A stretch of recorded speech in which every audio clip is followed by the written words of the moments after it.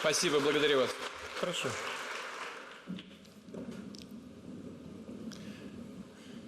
Уважаемые коллеги, друзья, дамы и Dear господа, colleagues, friends, ladies and gentlemen, I welcome the participants and guests of the 6th International Forum, Arctic Territory of Dialogue.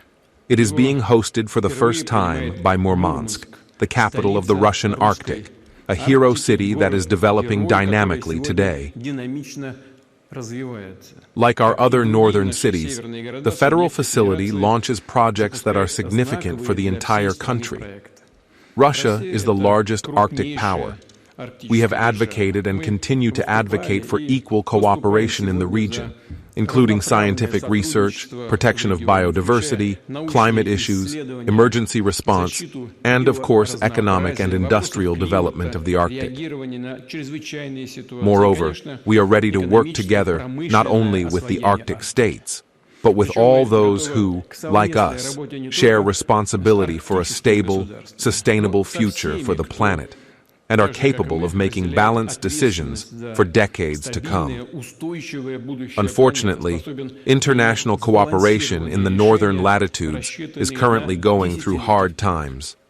In previous years, many Western states have taken a course toward confrontation, severed economic ties with Russia, stopped scientific, educational, and cultural contacts, curtailed the dialogue on preserving Arctic ecosystems, that is, politicians, party leaders, the same Greens in some Western countries tell their citizens and voters about the importance of the climate agenda, about protecting nature, but in reality, in their practical activities, they act completely differently. Let me remind you that the Arctic Council was created for cooperation in the environmental sphere, for preventing emergency situations beyond the Arctic Circle and jointly responding to them. But this mechanism has also degraded today. Moreover, Russia did not refuse to communicate in this format. This was the choice of our Western partners, Western states. Well, as they say in such cases, if you don't want it, you don't have to. We ourselves will work with those who want it. At the same time, it is obvious that the role and significance of the Arctic is growing for both Russia and the entire world. But also, unfortunately, geopolitical competition is growing. The struggle for positions in this region. Well, suffice it to say, everyone knows about this, about the plans of the United States of America to join Greenland. But, this may surprise someone only at first glance, and it is deeply mistaken to believe that this is some kind of extravagant talk of the new American administration. Nothing of the sort. In fact, the United States of America had such plans back in the 1860s. Even then, the American administration was considering the possibility of annexing Greenland and Iceland. But this idea did not receive the support of Congress at that time. Incidentally, let me remind you that by 1868, American newspapers were ridiculing the purchase of Alaska. It was called Madness, an icebox, and a garden of polar bears by Andrew Johnson, then President of the United States. So the Greenland proposal failed. But today, this acquisition, the acquisition of Alaska, is probably assessed in the United States quite differently, just like the activities of President Andrew Johnson. So there is nothing surprising about what is happening today. Moreover, this story only began then, and it continued further. In 1910, for example, a three-party deal was prepared to exchange territories between the United States, Germany, and Denmark. As a result, Greenland would have gone to the United States, but the deal fell through then. During World War II, the United States placed military bases in Greenland to protect it from Nazi takeover. And after the war, the United States offered to buy the islands from Denmark, quite recently by world history standards. In short, we are talking about serious plans on the American side regarding Greenland. These plans have long-standing historical roots, as I have just shown, and it is obvious that the U.S. will continue to systematically advance its geostrategic, military, political, and economic interests in the Arctic. As for Greenland, this is a question that concerns two specific countries and has nothing to do with us.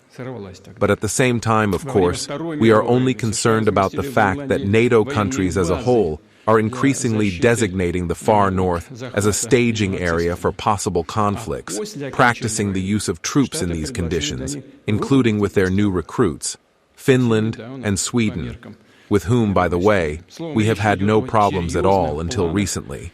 For some reason, they are creating it with their own hands, and it is completely unclear why. But nevertheless, we will proceed from what is. We will react to all this. I will emphasize that Russia has never threatened anyone in the Arctic. But we are closely monitoring the development of the situation, building an adequate response line, increasing the combat capabilities of the armed forces, and modernizing military infrastructure facilities. We will not allow encroachments on the sovereignty of our side. We will reliably protect our national interests. By maintaining peace and stability in the Arctic, we will ensure long-term socio-economic development of the region, improving the quality of life of people and preserving the unique natural environment. And the stronger our positions are, the more significant the results achieved, the more opportunities we will have to launch global international projects in the Arctic, with the participation of friendly countries, states friendly to us, and perhaps Western countries, if they of course show interest in working together. I am sure that the time for such projects will definitely come. Dear friends, the Arctic zone accounts for over a quarter of the territory of the Russian Federation. Almost 2.5 million of our citizens live and work here, making a significant contribution to the country's progress. According to estimates, 7% of Russia's gross domestic product and about 11% of exports are formed in the Arctic. At the same time, we see enormous prospects for further comprehensive development of the region. The most important area is strengthening the transport and logistics contour of the Arctic. I would like to note that this year marks 500 years since the first mention in historical sources of the daring idea of Russian sailors, fishermen, and pomors, namely, of a possible trade route along the northern seas, to the east to China, along the so-called Northeastern Passage, the prototype of today's Northern Sea route. Over the past 10 years, the cargo flow of the Northern Sea route from the Kara Strait to the Bering Strait has grown by an order of magnitude. If in 2014 only 4 million tons were transported along it, then quite recently, in 2014, 4 million tons. Last year, almost 38 million tons. This is 5 times more than the record of the Soviet era. We are confident that by 2030 it will be 700 million tons. But our plans for both the volume and geography of transportation for building up the Arctic fleet are much larger. The Northern Sea Route should become a key section of the Trans-Arctic Transport Corridor, which will run from St. Petersburg through Murmansk to Vladivostok. It is designed to connect the world's industrial, agricultural, energy centers, and consumer markets with a shorter, safer, more economically advantageous route. They talk about it everywhere, they write about it everywhere, both in the East and in the West. Experts understand this perfectly well. The cargo base of the Trans-Arctic Corridor will grow due to the extraction and deep processing of resources in the Arctic, due to the increase in international transit.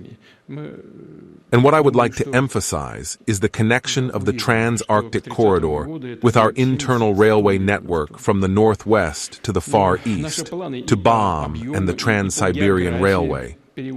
Incidentally, even today, the very idea of building a trans-Siberian railway across the entire country to the Pacific Ocean serves as an example of a strategic vision of the future, when not only current needs and circumstances are taken into account, but also the interests of the country for centuries to come. This is the approach we should be guided by when developing the trans-Arctic corridor. What are the priority tasks here? First, Russia already has the largest icebreaker fleet in the world. We need to strengthen these positions, commission new generation icebreakers, including nuclear ones, which only Russia has now. No one in the world has such a fleet. 4 of them, the newest 4-2 Nil series, are already performing tasks in the Arctic. 3 more nuclear-powered icebreakers of this series are under construction: Chukotka, Leningrad, and Stalingrad, as well as the super-powerful 120-megawatt icebreaker Rossiya, which will allow more efficient navigation of large-tonnage vessels in high latitudes throughout the year, all year round. I would like to emphasize that the cost of icebreaker escort of ships and the overall cost of cargo transportation along the Trans-Arctic corridor must be competitive and acceptable for the market. These are the most important conditions for guaranteeing the route's occupancy and its attractiveness for business. We have just discussed these issues with our colleagues from the government. I cannot but agree that these should be market-based works, first of all. Second, Russia, as a sovereign state, needs its own merchant fleet in the Arctic, including cargo and rescue vessels that will provide transportation both on the northern seas and on the inland waterways of the Arctic regions. It must be acknowledged that domestic shipbuilding capacities alone are currently insufficient for these purposes. In this regard, we must act in all directions, acquire and order ready-made vessels, establish cooperation with global manufacturers, and, in general, build the entire system of Russian shipbuilding based on the strategic tasks that we face. But of course, first of all, and I draw the government's attention to this, it is necessary to support our shipbuilding and ship repair enterprises that are modernizing and expanding production, building international production chains. I also ask the government to work on the issue of building new shipyards in Russia, modern, complex, high-tech production facilities. Third, Russian shipping companies are already successfully operating in the northern seas, transporting oil products and liquefied natural gas. Now we need to create conditions for the growth of effective domestic operators who will transport containers of coal, bulk, and other cargo through the Arctic. We are also open to the creation of joint ventures here. International logistics operators could profitably invest in such companies, not only with capital, technology, but also with part of their fleet of merchant ships. Fourth, we will increase the capacity and turnover of our northern ports at an accelerated pace. We will do this based on modern environmental solutions, including unmanned and automated cargo handling technologies. Thus, the capacity of the Muroman transport hub should be increased by at least 3 times in the coming years due to the construction of new terminals and the expansion of railway approaches. I will add that our partners from Belarus, China, the United Arab Emirates, and other countries are showing interest in this project and in the development of the Arctic transport infrastructure in general. This is very interesting work from a business point of view. We intend to create large multi-modal hubs as key logistics centers of the Trans-Arctic corridor. Here, not only will convoys of ships be formed, Russian and foreign cargo will be processed, but industrial sites for the production of industrial products will also appear. In order to increase the logistic stability of the Trans-Arctic corridor, I ask the government to define plans for expanding the capacity of existing seaports in the Arctic, as well as where and at what points on the Arctic coast new ports should appear. And what pace should be gained in the development of the presenting infrastructure? First of all, bearing in mind the connection of seaports with the country's railway network. In this regard, we will have to implement a project for the development of the Arctic Railway Polygon, including the modernization of the Northern Railway in the Komi Republic and the Yamalo-Nitsky Autonomous Okrug, by analogy with the Eastern Polygon, which includes the BAM and the Trans-Siberian Railway. We know the situation with the development of Russian railways today. We know what challenges the company faces. Everything is well known. But we need to think about this, about what I just said, about the development of the Northern Railway now, today. What opportunities does this open up? The regions of Siberia, the Urals, and northwest Russia will receive direct access to the north to the Arctic ports, which will relieve the Trans-Siberian Railway and effectively use sea transportation. In addition, new access points to the Arctic will appear along the north-south corridor, which connects us with the states of Central Asia and the Persian Gulf. And of course, to develop the trans-Arctic route, it is necessary to unlock the potential of the Arctic's inland waterways, our great rivers, Lena, Yenisei, and Opi, at a new technological level. This will, among other things, strengthen the northern delivery system so that the residents of the Arctic are reliably supplied with food and other goods. I would like to emphasize this separately. To implement these and other major initiatives, it is necessary to combine the resources of the state, regions, and business, including banks with both state participation and private ones. It is also necessary to use the capabilities of the domestic stock market to increase capital in the Arctic infrastructure.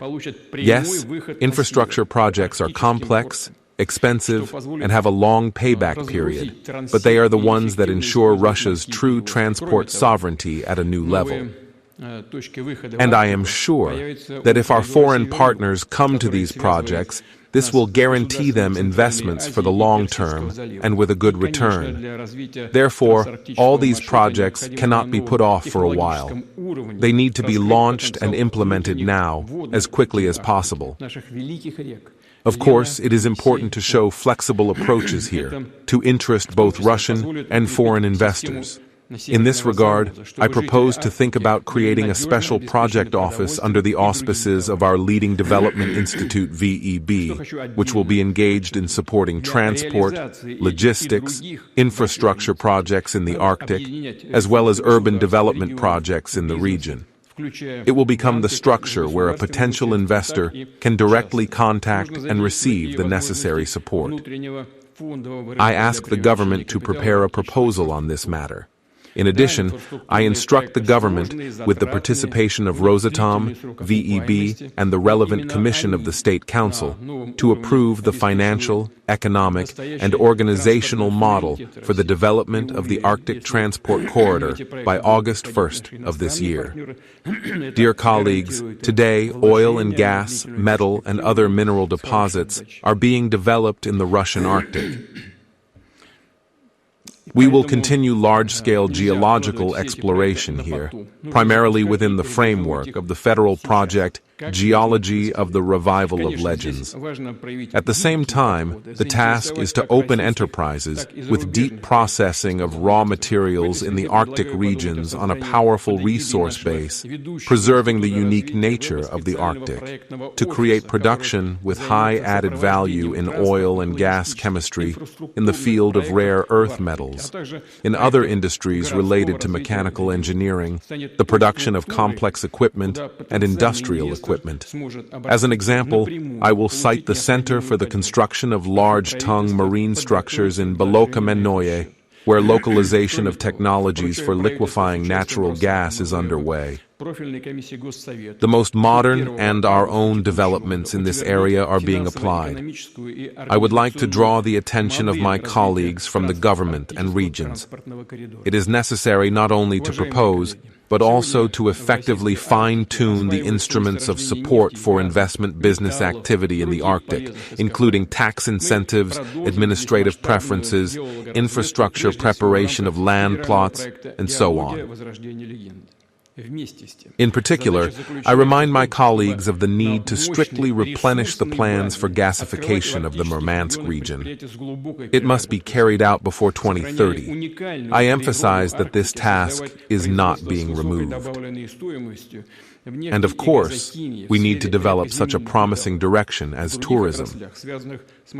The Arctic North is a unique concentration of natural, historical, and spiritual monuments. It has the richest cultural palette. More than 1 million tourists visit the Arctic every year to get acquainted with its landscapes, see the northern lights, go Arctic fishing, ride dog sleds, or travel to the polar archipelagos. The number of tourists is growing.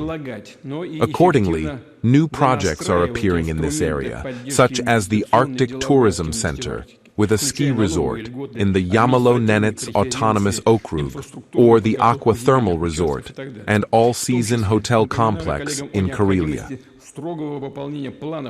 I ask both the federal government and the regions to support such initiatives that open up new borders of the Arctic and work to increase interest in this region. I also suggest thinking about including the development of the White Sea tourist infrastructure in the federal project, 5 Seas and Lake Baikal. In order to open the Arctic for mass tourism, the issue of transport accessibility is, of course, important, starting from the repair and construction of roads to the development of air traffic. Let me remind you that we have extended the discounted rates for air tickets to Arctic cities. Last year, about 800,000 passengers took advantage of this opportunity. This year, subsidized tickets can be purchased for more than 7 dozen air routes. At the same time, the airports of the far north, especially the small ones, need to be updated. In the coming years, within the framework of the specialized national project, we will modernize 16 airfields in the Arctic zone, including in Salekard, Arkhangelsk, Norinmar, and Vorkuta. In general, our task is to maintain a branched airport network in the Arctic from large and medium-sized airfields to small landing sites. This is also necessary to ensure year-round accessibility of populated areas and the operation of air ambulances. Dear friends, the key, integral goal of our plans is to improve the quality of life for people in the Arctic, to create modern conditions for study and work, for recreation, for raising children in this harsh region, which has an amazing power of attraction. I have talked to people many times, both northerners themselves, and those who were born here, and those who came, say that the North attracts people. People are drawn to these latitudes, to this land. As you know, master plans for the agglomeration of the Arctic zone have already been prepared. These are not only large cities such as Arkhangelsk and Murmansk. The master plans cover Kirovsk, Apatity and Monchegorsk in the Murmansk region, Karelian, Yekhem and Belomorsk, Vorkuta in the Komi Republic, Bilibino, Pevek in Chukotka, New Yanmar in the Nenets, Autonomous Okrug, Selikard, Lobotnange, Novi Urengoy, and Noyabursk in the Yamalo-Nenets, Autonomous Okrug, as well as Tiksi and Naiba in Yakutia, Norilsk and Garka, and Dixon in the Krasnoyarsk region. I would like to separately thank the VEP Corporation and the Russian Spiritual Directorate of Muslims, which directly participated in the preparation of many of these master plans. The master plan is a comprehensive document of strategic and territorial planning, a long-term program of socio-economic and spatial development of cities and towns. The latest urban planning solutions will be applied here while preserving the original appearance of populated areas and based on proposals from residents of public associations themselves, including organizations of indigenous peoples of the North. I draw the government's attention to the need to speed up the adoption of the schedule for the implementation of Arctic master plans, think through their financing, including, as I have already said, it is necessary to provide for separate Arctic sections in our national projects, and also launch a mechanism to involve business strategic investors in the implementation of master plans who work in the Arctic or want to work here. In addition, I ask you to consider creating special competence centers where municipal and regional employees will improve their skills in the field of urban development and learn the best master planning methods. Next, we have launched an all-Russian competition of projects to create a comfortable urban environment. The winners receive budget support. I propose to provide for a separate additional limit from the federal budget within the framework of the competition. We have just discussed it with colleagues from the government, with the Ministry of Finance. I will not name the final figures, but such a limit needs to be defined and support needs to be provided so that colleagues who are working on solving the problem just outlined have more opportunities to develop embankments, pedestrian zones, and playgrounds for the creation of parks, squares, and so on. I separately ask the government to extend the program for the renovation of military towns, closed administrative territorial entities in the Arctic, where our soldiers and officers and their families live. Such a renovation program should be in effect at least until 2030, with an annual volume of financial support, and from the federal budget of at least 10 billion rubles. I want to emphasize that this is, of course, connected with the strengthening of our military component in this region. The number of military personnel here will grow.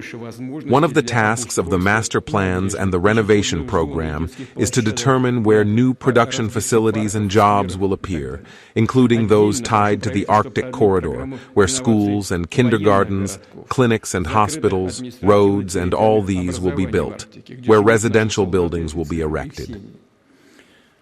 The Ministry of Defense, together with the Ministry of Construction, together with the regions, must work out all these issues object by object, so that it is clear what specific resources and timeframes should be allocated to support the solution of this task. The peculiarity of the Arctic is that construction is carried out in conditions of permafrost, or eternal frost. Hence the special requirements for design, for the very design of buildings and structures, their reliability. At the same time, today, given climate change, it is important to see the dynamics and take into account potential risks. I propose creating a special scientific center for monitoring permafrost, involving leading federal and regional institutes in this work. Their research will become the scientific basis for the technology of adapting Arctic infrastructure to permafrost thawing processes. At the same time, I know that a register of best practices in construction in the Arctic has already been created. It is important to scale up such regional experience. I hope that the idea of Arctic multifunctional centers, when social and administrative institutions, sports complexes, and service organizations are located under a common roof in one building, will also find its place in this series. And of course, we must always rely on the opinions and requests of citizens, the Northerners themselves. For example, people directly say that Arctic cities and towns lack the so-called service economy, that is, leisure facilities, places for family recreation, children's entertainment, cultural and educational sites, and this segment needs to be developed, and entrepreneurial initiatives stimulated. We already have a special program to support small and medium-sized businesses in the regions of the far north. It is important to increase its effectiveness. I ask the government to adjust the parameters of this program, including expanding the list of industries to which its actions are expanded, and to create additional opportunities for small companies to attract favorable loans. I will also speak separately about healthcare. The availability of medical services in the north is objectively lower than in the central zone, especially in remote settlements. I ask the government to prepare a special mechanism for financing medical care for them. Also, to preserve the health of the residents of the north, it is necessary to use digital technologies, equip mobile paramedic stations with artificial intelligence tools that will allow both remotely and directly on-site to diagnose human health, identify certain diseases, and give recommendations for their treatment. A sensitive issue for the Arctic and its residents is environmental well-being. Let me remind you that at our first forum, which was initiated by the Russian Geographical Society, a general cleanup of the Arctic was announced at the beginning: scrap metal, fuel, and lubricants residues, and other garbage. The project, launched by the Russian Geographical Society with the participation of the Ministry of Natural Resources, united thousands of volunteers and public organizations.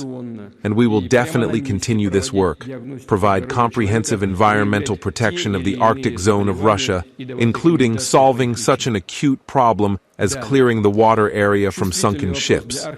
Of course, everything requires money, so the relevant government departments must work out all these issues, including issues of financing by year. We will remove industrial waste and reclaim the territory, with an emphasis on putting cities and towns in order, on the so-called revitalization of abandoned territories, buildings, lands, that is, their re-involvement in circulation in the interests of residents of Arctic cities. In essence, we are repaying the debt to the Arctic, but we cannot accumulate new debts to its unique nature. Given the plans for the economic development of the region, it is very important to ensure a balance between the use of natural resources and the preservation of the environment. In order to test new nature-saving technology in the polar Ural zone, the Yamalo-Nenets Autonomous Okrug, it is planned to create the scientific and educational station Snejinka by the end of 2028. Here, an international team of scientists and researchers will, as they say, work out green technologies for the Arctic in the field, their application in the sphere of life support, telecommunications, medicine, and the industry of new materials. Dear colleagues, the Arctic is a territory of enormous opportunities for specialists of various professions, for entrepreneurs, for young people, for families who have lived here for generations, or have only recently moved here, and are planning to settle down, buy, or build their own home here. We have already extended the Arctic mortgage program until 2030, supplying 2% per annum, softened the conditions for borrowers, including teachers and medical workers, who would like to take out a loan to buy housing. The requirements for work experience in the countryside no longer apply. Participants in a special military operation and employees of the military-industrial complex can also use the Arctic mortgage. A very acute problem for Northerners is emergency housing. I instruct the government to develop a plan of specific actions by September 1st of this year, and this plan for solving this problem should be calculated for at least 10 years. Next. As you know, the program Affordable Rental Housing has been launched in the Far East. Young people who come to the Far Eastern regions or graduate from educational institutions there, get a job, can rent an apartment at fairly low rates. In this case, the rent is subsidized from the regional and federal budgets. I propose to expand this program to the Arctic's key settlements, so that rental housing becomes more affordable for those who start their working careers in the region. For those who want to live and work here, the program should start operating in the Arctic as early as 2026. We also agreed to extend the Muraevo-Mursky 2030 Management Training Program to the Arctic regions. This has already been done. I am sure that such training will be a powerful start for many promising leaders, and therefore will benefit both the Arctic and the entire country. The North has always attracted courageous, real leaders.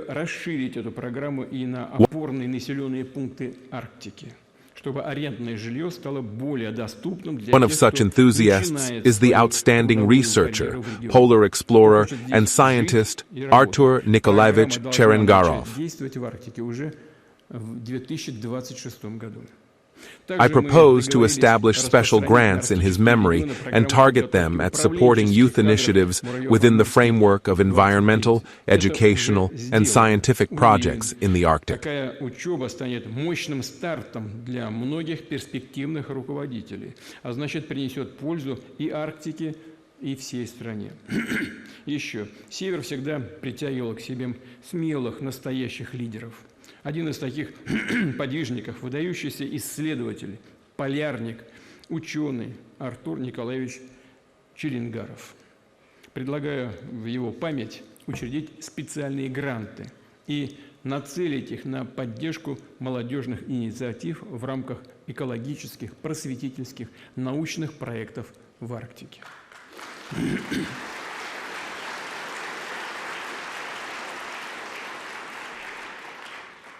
Dear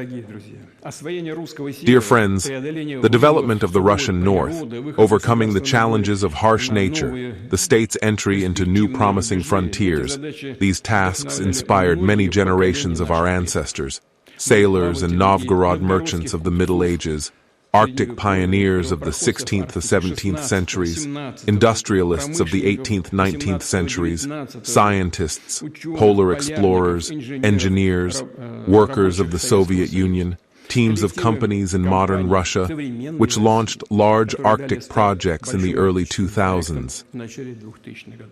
And today, the northern vector of development is in the foreground. It is our sovereign historical choice. And this means that the tasks that we set and solve in the Arctic, the projects that we implement here, must be of the corresponding historical scale, with an eye to decades, maybe even centuries ahead. We will do everything to strengthen Russia's global leadership in the Arctic, and despite all the current difficulties and complexities, we will ensure the comprehensive development of this region, create a solid foundation for future generations. Thank you very much for your attention.